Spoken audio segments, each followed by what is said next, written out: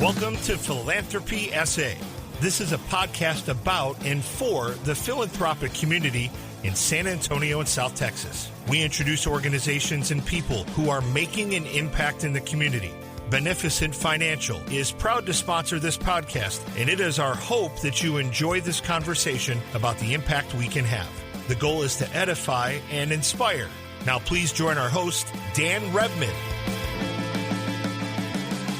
Hi, welcome to Philanthropy SA. I'm your host, Dan Rebman, and very pleased today to be joined by Inga Cotton. She is the executive director of the School Discovery Network, which formerly was known as something else, but I'm going to let her tell that story. I don't need to get into all of that. And before we talk about School Discovery Network, which I am excited about because of the mission that it has and what it helps families do, tell us a little bit about you, Inga. What brought you to San Antonio, and why are you here? Yeah, so I'm originally from California, and I moved around a lot growing up. And actually, we were talking about this before we got on the air. We have both lived in Germany. So my dad was working as a civilian for the Army and was wondering, where should I go stateside? Looking for adventure. Where's the opportunity? And the military people would tell him, oh, you've got to check out San Antonio. So he came to visit and fell in love with it. And so I landed here in high school. And it was kind of a culture shock because I had lived in California. I'd lived, in Germany but interacting with armed forces folks. And, but I also have fallen in love with Texas, and San Antonio is home now. But some of those experiences definitely shaped me, like, showing up at a big, comprehensive American high school and never having experienced like Friday Night Lights or just so many things about American culture, and being named Inga, and nobody would actually believe I'm actually American, which I really am. I am born in the United States. Oh, no. But to your point, I even asked you, as you came into the studio, it's like, okay, so I haven't met many Ingas in the United States, but, several of them over in Europe. So right. I knew that there was a background there. But that's great. I'm glad you got here to San Antonio, like so many of us. And somebody told me on an airplane this weekend that San Antonio has two seasons. Really, really hot and only kind of hot. And so we're in the really, really hot phase right now. Looking forward to the not quite so hot phase coming up. So you come to San Antonio, you are working on some stuff, and tell me the story of kind of what got you into the nonprofit world, because I kind of get the sense that you weren't like classically trained to be, a nonprofit executive. You kind of fell into this. Talk about how that happened. Yeah, that's true. No, I never thought I would do anything education related, although I should have known because there's a lot of teachers in my extended family. So I went to Trinity, and then I went to UT Law, and I wanted to practice law.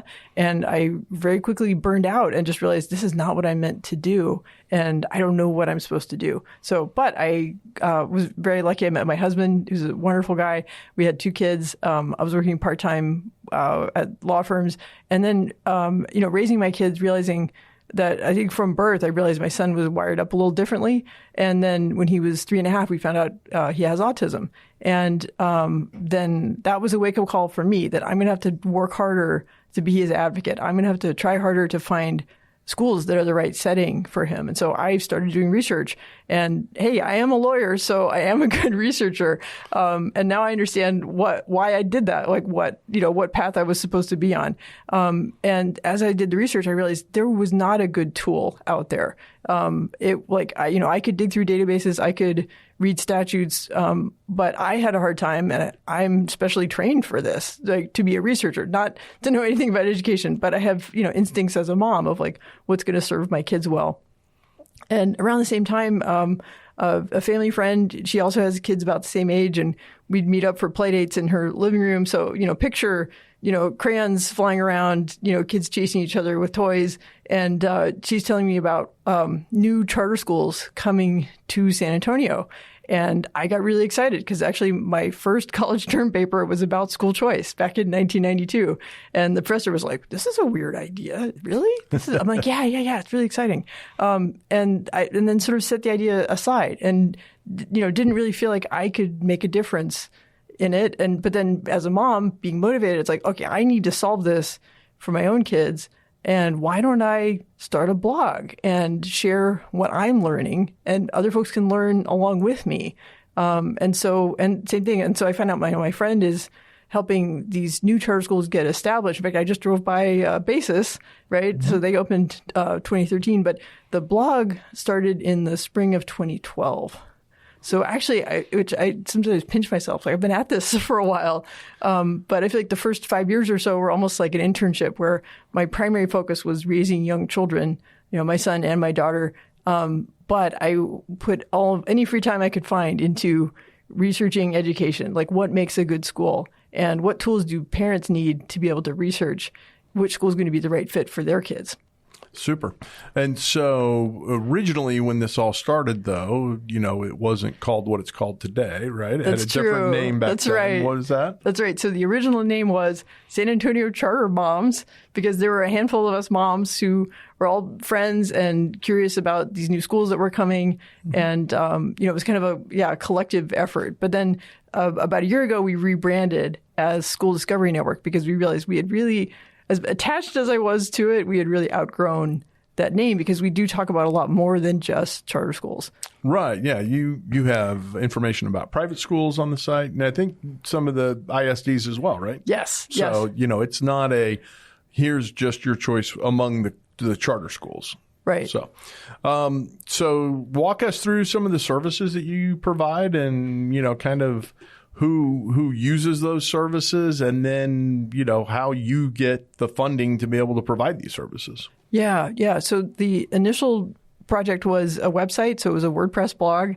And after about a year, we realized there was no list of, what are all the charter schools in town. So we created that list. That has evolved into our schools map, which is a really important tool and has more than just charter schools on it. And it's got guides to any kind of school that a family could choose, right? Maybe not your neighborhood school that you're zoned for, but any school that doesn't limit by what zone you're in. Right, because like magnet programs at the ISDs, they're open to people outside of the normal, Right. You don't have to live right there. Right. Yeah. And even, one of the big changes in the last year is that some of our destination districts like Northside and Northeast, now you don't even have to live in the district. Those are now open enrollment districts. Oh, there you go. Yeah. That's a recent change. So the website evolved into the school's map, but there's still lots of what we call our evergreen content, or like education tips. So we just recently published a post about how to request a special education evaluation, and it's more complicated than you might think. There's timelines and stuff. It's very intimidating, but our team is really good at simplifying things and making it welcoming and accessible. So, and then we have a Facebook group, over 15,000 members in the group. I remember it took us 6 months just to get to 100, but now it's a really big community. People answer each other's questions in there. And back in 2019, we started having what we call school discovery days. And these are school fairs, and they've really grown. Like our first event had, maybe a dozen folks, but we've had this past year, we had events with over 1,000 visitors per event. We had over 50 tables of different schools and organizations. So families can do a lot of research in one day. And we go to really fun places like the zoo and the Dooseum. There you go. So it's kind of like a job fair, but for schools? Yeah, it's a family can shop among 40 or 50 different schools in one day, which is easier than. I'm a huge advocate for school tours, like going on site and meeting and talking to people, because sometimes there's sort of nonverbal cues or like a gut feeling that helps you feel like, okay, this is the right fit. But you can quickly meet a lot of folks at a school fair and come away with a short list and be like, okay, I'm going to apply to these schools. I'm going to visit these schools. And then you'll find, at least one or two that your kid's going to be really happy at. Right.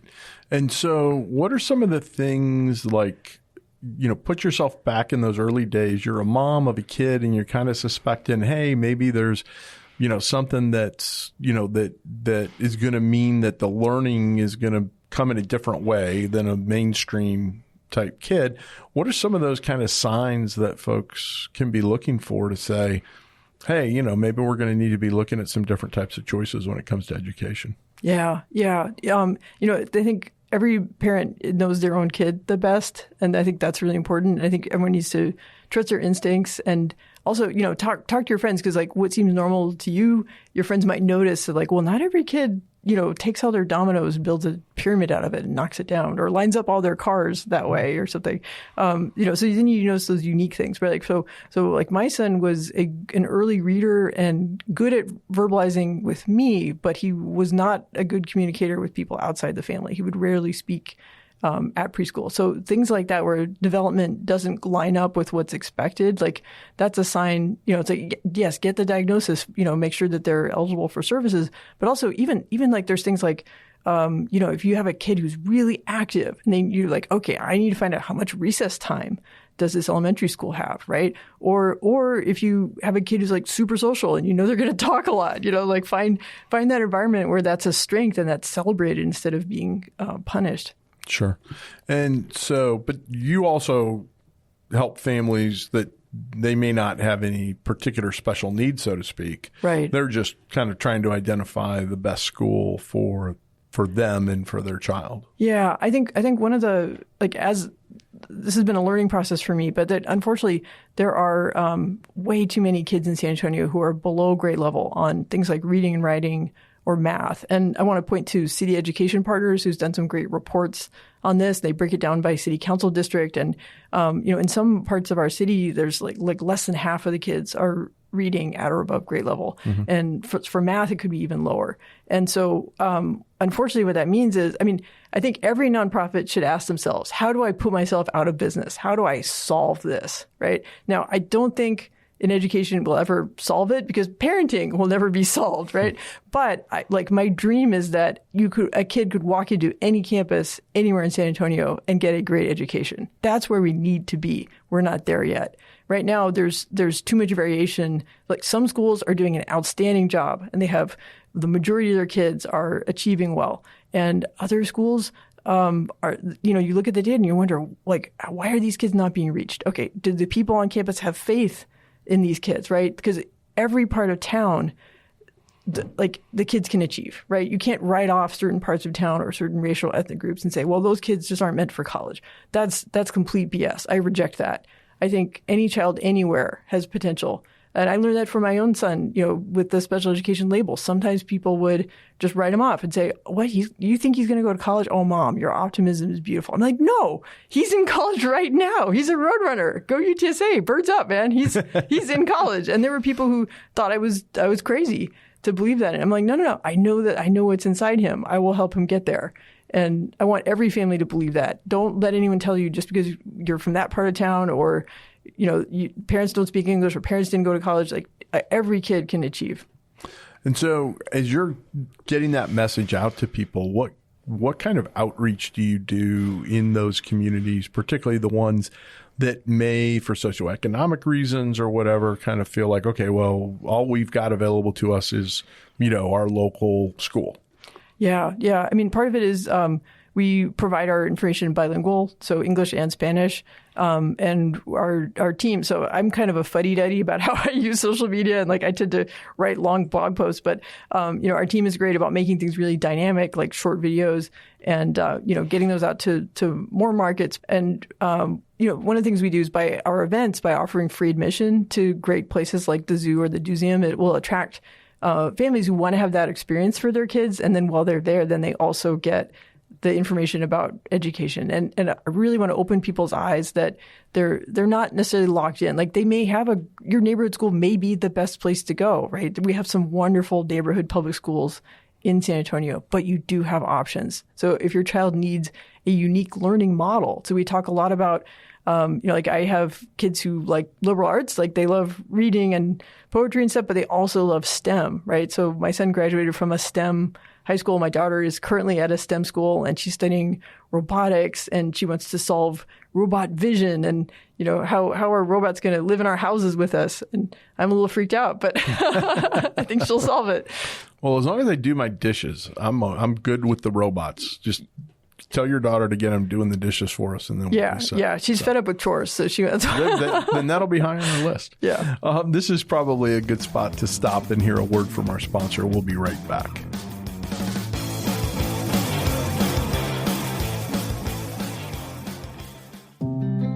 What legacy will you leave? When those who come behind you follow in your footsteps, where will the journey lead? Will it lead to faithful stewardship of time, talent, and treasure? Will they become the beneficiaries of a life that was blessed beyond measure? Our legacy is being created with every decision, and what we invest in reveals our priorities and our convictions. In the end, did we build on reaction or intention? Short-sightedness or long-term vision? Survival and scarcity, or did we build with enough margin to live a life on mission?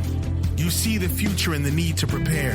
You have a dream of the life that you want to live and to leave, and we're here to help you get there. To a place where you're truly leading life instead of allowing life to lead you.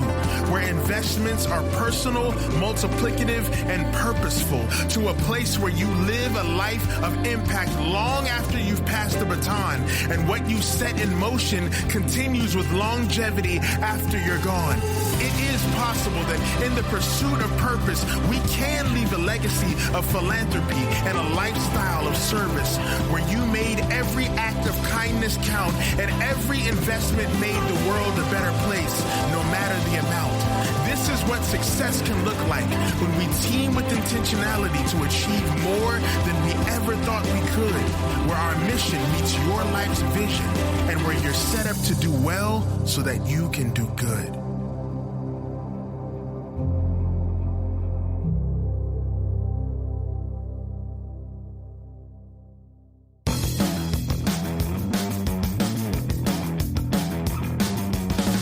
Thanks for joining us today on Philanthropy SA. I'm joined by Inga Cotton.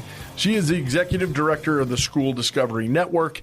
And something happened a few years ago here, Inga, that I think probably had a pretty profound impact on school choice in the state of Texas, where some funding became made available. And I'm surprised how many people still aren't even aware of this. Can you kind of walk people through, some funding that the state has made available to people as they're making these decisions? Yeah. So one of the biggest changes, so Texas basically went from 0 to 60 in 1 year in terms of private school choice. And it's called Texas Education Freedom Accounts. And right now with this school year, this is the first time that there are students attending private schools or homeschooling with financial assistance from the state of Texas. And this has been a big project that we've worked on in the past year, is trying to make sure families are aware of this and that the families who need it the most can access it, because the highest priority goes to families with kids with special needs who are low to middle income. Okay, and so these are funds that are then available. That do the funds go directly to the families? Do they go to the schools? How does that get distributed? And how does somebody who is like just hearing about this for the very first time say, "Oh, wow, I need to find out more"? Yeah, so we have a Texas Education Freedom Accounts tab on our website, and right now there's an interest list that families can sign up for. And if they sign up for that, they'll get notified when the next application cycle opens. So the best thing to do right now is research and look at different private schools. And on our website and also on the state portal, they'll tell you which private schools are accepting TEFA funds. So it could be $10,000 per year towards tuition. The money doesn't go to the family; it's in a portal. And so what you do is you'll log in and you'll say, okay, my child's accepted at this school, right? Like San Antonio Christian School. And then you designate a certain amount of money to be sent from your wallet to the school to pay for tuition, but also meals, uniforms, school supplies. It can also go to educational therapies, and that's really supportive of the kids with IEPs. Very good. And so what is your website? Let's give the URL for your website people can find it. It's schooldiscoverynetwork.org. Schooldiscoverynetwork.org. No punctuation, just slap it all together like one big long German word. So I had to throw that in there since we were talking German earlier. But yeah, schooldiscoverynetwork.org, and that's where you can find out information about getting on that list so that you'll know the next time a cycle starts up and can get access to some of those funds. And that brings up another issue. So what do you say to the folks who say that all of this choice in schools, whether it's charter, private, with the TEFA funding and that type of thing, is weakening the public schools or is detracting from the concept of universal public education that way? Yeah, I think what it is the world is changing, and the world of education needs to adapt and serve students and families. And I think what we saw is that the old model wasn't working anymore because it's really hard for one building to serve every student who's in that geographic area. And what we're seeing is jobs are changing. Like, what are we preparing students for? And how do we keep, especially teenagers, how do we keep them engaged with learning? We need to paint a picture for them of a future where they can be citizens, they can be engaged, they can be productive. It's like, you don't drop out of society and just give up. Instead, think about, what are you passionate about? What problems do you want to solve? And I think schools that have specialized learning models do a great job with that. So maybe they want to learn about phlebotomy or welding or whatever. Then you come out of high school, you're ready to hit the ground running with that, right? Or my daughter in her STEM program, there's but it starts even younger, right? Like families who want a Montessori model because they want their kids to be really hands-on with their learning. Yeah, and we've seen the job training type programs that occur and that type of thing. I mean, my daughter teaches at a high school out in Kirk County, and they have, people graduating from high school, with their LPNs and ready to go and do that work. And so there's specific career fields that you can do. And of course, that's been done in some of the magnet programs for years. And so those types of programs are out there. But I think, as people get the opportunity to look at all the options that are available and figure out what fits best for them. And that may be, it may be homeschool, it may be a private school, it may be a charter school, or it may be the local public school.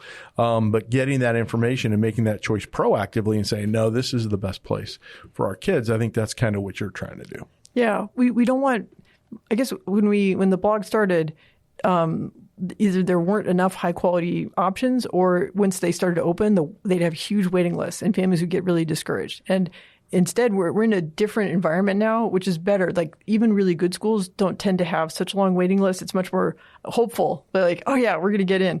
And also, what's exciting about how things are now is that there are so many choices to choose from. We just want to help families understand them and not feel overwhelmed by the amount of choices they have. But we've got tools that help them understand, like, okay, if my kid has these interests, let's focus in more on this type of school. Yeah, and so one of the things that happens we know studies, too much choice is actually, paralysis by analysis. Right. This is kind of like the Cheesecake Factory menu concept, right? You go to Cheesecake Factory, they got all this kind of great stuff, but it's almost too much. You got to kind of narrow it down and figure out what you're going to do. And that kind of thing. Now, the opposite end of that equation is Cane's Chicken. It's like, okay, how many strips do you want? And do you want coleslaw or not? Because that's really your only choice there. I have no idea why I decided to go down the food road down here, but I have a hunch Catherine won't edit that out for me. Anyway, so Let's back up a little bit. And so, we talked about, what your organization does and that type of thing. But, you were a person who founded this organization because you saw this hole in services and said, okay, well, we're going to come up with something and do this. Okay. And then you found yourself running an organization. And I know that you went through a program offered through Social Venture Partners called the Fellowship, which is designed for people who are running an organization and need help, not with the delivery of the services, because you already do what you were doing there and what you were trying to do, but the notion of how to run an organization. So talk a little bit about what the Fellowship did for you and, kind of what you got to learn through that process. Yeah, well, I'm really proud that I was part of the inaugural group of the SVPSA Fellows. And so we were the guinea pigs, but it was a great experience. And it came at a great time for us because the organization was kind of a passion project for the first 5 years. And then in 2017, we got funding, but we used a fiscal sponsor for about a year. And then 2018, we got our determination letter. So we were officially a nonprofit. And then the inaugural year was 2019, 2020. So it was at a point where I had a lot of questions about how to run an organization well, especially in areas that are outside my area of strength, right? Like, so I would say anything about finance or accounting, like I had sort of a handle on like small business concepts, but, I just needed to be really open to new information. And also I needed a place where I could ask stupid questions and not be embarrassed. And I thought SVP did a great job of bringing people in who were like both super knowledgeable, but also non-judgmental and really good listeners. And our cohort really bonded and, we felt safe asking anything around each other. And it was, for the most part, folks who I think like us were in a sort of, growth or reimagining phase, trying to set up new processes or, expand their team or learn how to delegate things better. Yeah. So everything came from a place of caring. Sure. And so with that, you're still in touch with some of the cohort people today, right? Yeah, that's true. Yeah. And so that's really, I think, one of the neat parts about that program. So if you want to know more about the fellowship, it was just a couple episodes ago, we were talking to Becky and Harriet about social venture partners, and encourage you to listen into that. As we record this, it's very, very late August of 2026, and we just done the selection for next year's group. So it'll be next spring timeframe or early summer, call it May, June timeframe, when folks who are interested in the fellowship will be able to apply again. So a not so shameless plug there for social venture partners in the fellowship.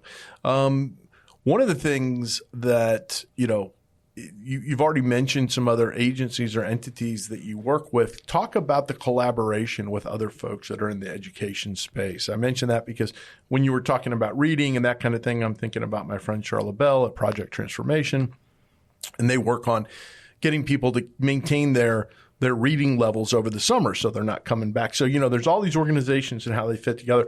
Talk about some of the organizations that you've worked with over the years. Yeah. So, we're always trying to watch what different government entities are doing because, so much of education relies on state policy. And so I think that, I really encourage people to watch what's happening at the state legislature and the State Board of Education because we're always trying to adapt to what folks are doing. But then I think locally, I guess our role is to be this information source for families, and I feel like that there are a lot of great programs that just aren't reaching enough families yet. And so, although our events primarily involve schools, we will bring in non-school organizations, and we'll also feature them on our social media or other channels because, I think whatever a family is trying to do for their kids, there's probably a program out there, but the family may not be able to be matching up with that organization or with that service. One thing I've noticed also is that there are, I've lost track, but there's dozens and dozens of charter schools in town, but they're not necessarily organized in big districts or networks the way. Right. San Antonio has a lot of independent school districts, right? Unlike, Austin, Dallas, or Houston, we have, depending on how you count it, about 18 different school districts that cover our county. But the charter schools are even more diverse than that. Mm-hmm. And so sometimes these nonprofits want to communicate with charter schools, but they don't know how to track them all down. So we have an email list of stuff that goes out to schools. So we're able to kind of elevate professional development programs for teachers, and they want to reach out to charter schools, but just don't know who to talk to. Mm-hmm. So charter schools don't have, the same, I guess centralization of some of those kinds of things that you see in the public school system. What about on the homeschooling side? Is that something that you help people decide about as well? Yeah, we do. So I think homeschooling gets trickier once your kids get to the high school age because then you're trying to build a transcript, you're trying to prepare them for college applications and stuff. So one of the things we do is we'll connect people with different services that help with things like that transcript writing. And I think one of the myths about homeschoolers is that they're actually not home that much. They're out exploring our city as much or even more than the kids who are in a physical school building. Sure. So we're encouraging those families to connect and, make use of the resources that are out there. Yeah. And I know there's resources for folks you get to certain levels of particularly math and science at the high school level, and not every parent is prepared to teach all of those things. So I know they'll band together and have people, with more specialized training in those areas, help in that, particularly as you get into the more advanced levels that way. Mm-hmm. And actually, that's something that the TIFO funds can do. So if you're like, I can teach the humanities but not the math and science to my high schooler, then even charter schools or traditional public schools can sell a la carte those advanced classes. Very good. I didn't know that you could go in for just science or just math and that kind of thing. So that's interesting. talk about, do athletics figure into this equation at all as people are trying to figure out because, shopping for the right sports team, I think, has been around since before charter schools were around. So, yeah, I'd say sports is a factor when families are researching schools, and some charter schools offer a pretty wide variety of sports. But I would say like tackle football is not as common among charter schools. It's an expensive sport to run, so you might find flag football maybe, but maybe not. There's a few charter schools that have like full on football teams and marching bands and cheer and pep and all that. But so that it's definitely a factor because, some people would say, well, that's not academic, but it builds cohesion. It builds a school culture and school community. So sports are a factor as far as so sports are not included in the Texas Education Freedom accounts stuff. But, I'm a big fan of you should listen to your kids, find out what their passions are, and, support them as best you can in whatever they are curious about, because you don't know what it might lead to. And beyond athletics, you've also got the arts with, whether it's drama or band or, those types of things as well that, some kids might be interested in. And it's important to know whether a school has that program or not. Yeah. Yeah. And there's even things like I met some folks who their business is 3D printing, and they work with government contractors and the military. But then they also will help homeschool pods set up like a 3D printing class, and they'll teach kids how to use CAD and print the pieces that they've designed and stuff. So even beyond things that didn't exist a generation ago, and now it's like, yeah, I know somebody who does that. Very good. Okay. So as we are recording this, school's been going on 3 weeks already and that type of thing. Is it too late if a parent's like, wow, I don't think this is the right fit for my kid? What are the options now, or do they just have to tough it out until the semester end or something? No, like that? It's definitely not too late. I mean, some charter schools have limited enrollment, so they may just be full. So, but that's not true as much as it used to be. There's more supply now. More good schools have opened. And actually, we have a feature on our website where you can click open seats, and we're always checking with schools about what grades they have that are open. So if a family needs to make a switch quickly, they can zero in on the ones that have open seats. But they still need to ask those questions about what's unique about my kid and what's unique about the school. And, definitely do things like go on a school tour, ask questions, maybe observe a classroom if possible. And then, there will be a place for your kid. I feel like there were times I felt discouraged and I just kept searching. And there are some really amazing places in this town. There are indeed. So, Inga, I think you've got a big event coming up that for people who are listening to this right after we record, because both of my subscribers, are diligent about, doing that. Hi, Mom. Tell us about an event you've got coming up in October. Yes. Okay. So on October 17th, we're going to have our first School Discovery Day of the upcoming season. And it's going to be at the San Antonio Zoo. And we're going to have a whole bunch of schools there. And the first 1,000 people who register will get free admission to the zoo for the rest of that day.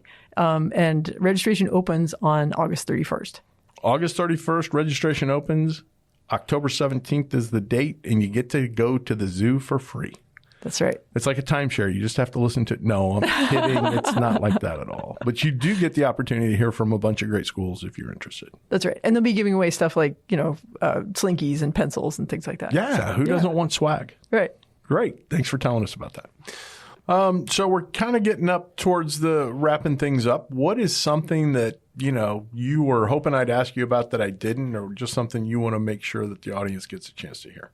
I hope that people don't come away overwhelmed. I hope they feel excited about what the potential is out there. But if they do feel overwhelmed, that they come to us and we will help break it down. So if they want to, like you said, on their website, schooldiscoverynetwork.org, the school's map, we have a starter guide, and we also have lots of blog posts that explain different kind of education and parenting topics. They can join our Facebook group. We have a weekly email newsletter. So we really wanted to get the information out there and help people feel more confident about that they can find the right choice for their kids. That's sort of at the family level, but also I want people to feel optimistic about education on the community-wide, citywide or statewide level, because I'm optimistic about the changes that are happening. And I know that sometimes there's, clickbait or noise in the news, but fundamentally, I think there's a lot of care about the quality of the education that kids are getting. Are they learning reading, writing, and math? And are they able to explore their interests? Are they getting ready for careers that are going to be meaningful in the future. I think there's a lot of reason to be optimistic. And I also think that in our community, there's funders, philanthropists that are watching this issue, that care about this issue, that are investing in this issue. I want those folks to feel hopeful and not discouraged about, well, we've been trying for so long. I really feel like some things are breaking loose now, and we're going to see a lot of positive change in the near future. Very good. So on behalf of Philanthropy SA, I'm your host, Dan Redman. Thank you, Inga, for joining us today. It was great to hear about your program. And I just want to remind everybody out there to do well so you can do good. Thank you for joining us at Philanthropy SA. We hope you found something to inspire you during today's conversation. If you know organizations and people who are making an impact in the community, we would love to hear about it. Until next time, do well so you can do good.